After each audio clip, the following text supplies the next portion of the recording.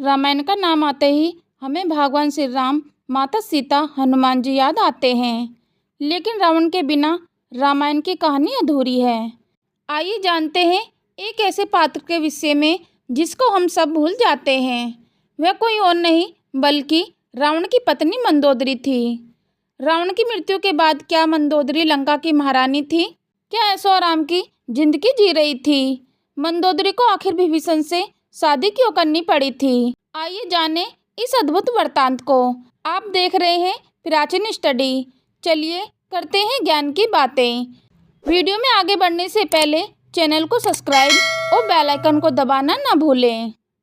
पौराणिक कथाओं के अनुसार पुलस्त्य ऋषि के पुत्र और महर्षि अगस्त्य के भाई महर्षि विश्वा ने राक्षस राज सुमाली की पुत्री केकसी से विवाह किया।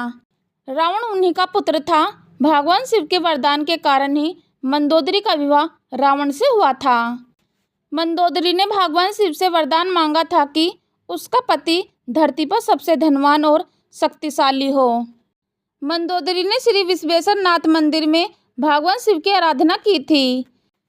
यह मंदिर मेरठ के सदर इलाके में है, जहाँ मंदोदरी और रावण की मुलाकात हुई थी।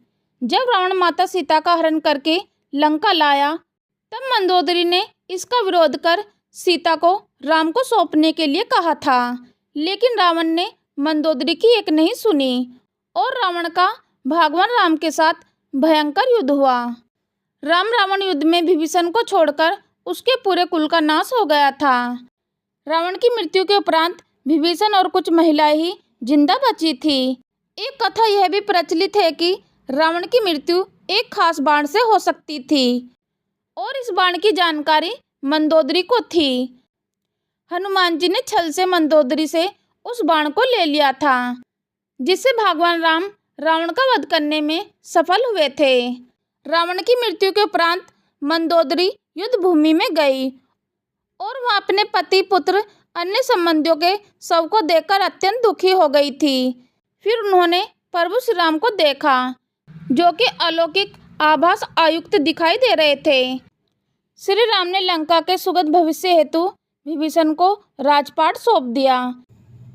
कहते हैं कि अद्भुत रामायण के अनुसार विभीषण के राज्याभिषेक के बाद प्रभु श्री राम ने बहुत ही विनम्रता से मंदोदरी के समक्ष विभीषण से विवाह करने का प्रस्ताव रखा था।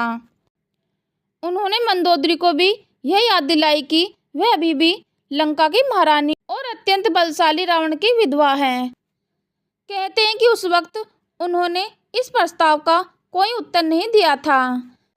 जब प्रभु श्री राम अपनी पत्नी सीता और भ्राता लक्ष्मण के साथ वापस अयोध्या आ गए, तब मंदोदरी ने खुद को महल में कैद कर लिया और बाहर की दुनिया से अपना संपर्क खत्म कर लिया था।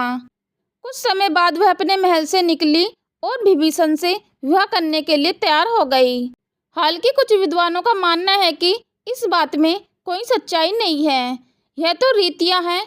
लेकिन मंदोदरी के बारे में इस बात पर विश्वास करना थोड़ा मुश्किल है, क्योंकि मंदोदरी एक सती स्त्री थी जो अपने पति के प्रति समर्पण भाव रखती थी। ऐसे में मंदोदरी का विभीषण से विवाह करना अपने आप में हैरान कर देने वाली घटना है। हालांकि रामायण में ऐसे ही कई अजीबो किस्से हैं। यह भी सुनने में आता है कि कुछ समाजों में प्राचीन काल से ऐसे ही प्रचलन था। सुग्रीव ने बाली के मर जाने के बाद उसकी पत्नी से विवाह कर लिया था। दोस्तों, मंदोदरी के बारे में आपकी क्या राय है? नीचे दिए गए कमेंट बॉक्स में लिखकर अवश्य बताएं। यदि वीडियो पसंद आया है तो लाइक करें, शेयर करें। चैनल पर पहली बार आए तो चैनल को सब्सक्राइब करना ना भूलें। दोस्तों, फिर मिलेंगे खास वीडियो के साथ। तब तक के लिए आप सभी को धन्यवाद।